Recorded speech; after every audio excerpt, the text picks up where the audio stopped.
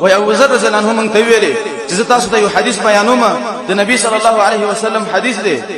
وای مونږ ته حدیث بیانو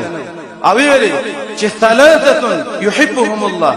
درې قسم خلک چې الله سره مینه کوي او ثلاثه يبغضهم الله درې قسم خلک چې الله د الله بدی شي او الله سره بغض کوي درې قسم خلک چې الله رب العالمین خوښ دي پاغي کې یو هغه انسان دی چې په مجلس کې خلک ناز دي سوالګر راغی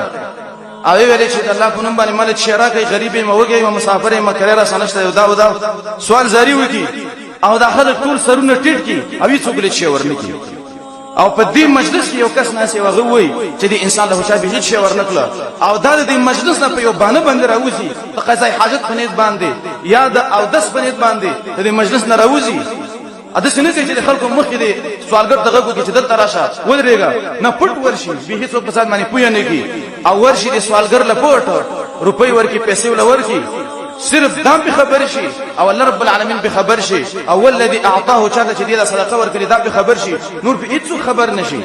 نو دې انسان سره الله رب العالمین ډیر مینه کوي الله ته په نظر د رحمت باندې ګوري او یو روایت راغلي چې الله رب العالمین وتخان دي وې دا الله رب العالمین خو بنده ده او دویم په دې کې هغه انسان دی چې هغه مسافر دی د مسافر سره روان دی په سفر باندې چې کله دا سفر کوي نو د مسافر دا قانون دی چې د شپې سفر کوي د شپې په اخر حصہ کې به خوب کوي او چې کله د شپې اخر حصہ شي نور د ملګری د دې ودشي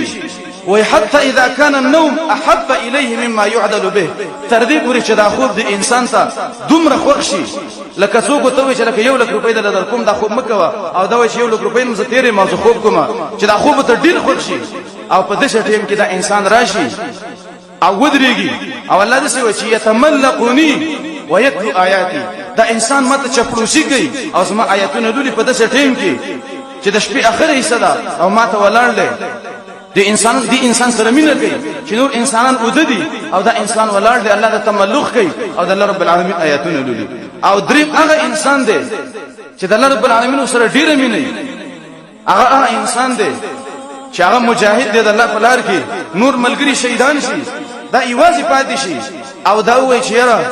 په دې ځای کې زه جهاد کوم دا جهاد شروع کی یا دا شهید شي او الله فتح ورکي وای دغه انسان ته رب العالمین خان دي او دغه انسان ته رب العالمین د نظر په نظر د رحمت ته ګوري او د رب العالمین ډیر خوښ دی دا درې کسان دي چې رب العالمین سره ډیره مینه ده او ثلاثه يبغضهم الله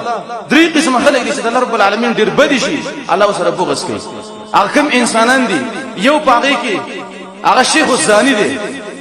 هغه شیخ چې زناونه کوي شیخ ته څه ویل کېږي شیخ ویل کېږي صاحب الزوجه ته چې یو چا خپل خزي او دا غینه پس دا په زناګانو پسې ګرځي دا انسان د رب العالمین سخت بدی شي او الله رب العالمین ته په نظر د غضب ته ګوري او ته ګوري نه یو روایت راغلی دی ولا ينظر الیه الله ته ګوري نه او دې خلکو له درناک عذاب ور کوي هغه انسان چې خپل خزي او د خپل خزي باوجود دا ګرځي زناونه پسې دا انسان د رب العالمین ډیر بدی شي او دیم هغه انسان الفقير المختال هغه غریب چې هغه تکبر کوي په جيب کې به 100 روپۍ نه وي ولیکن هغه بل څه تکبر کوي چې سړی ته حیران شي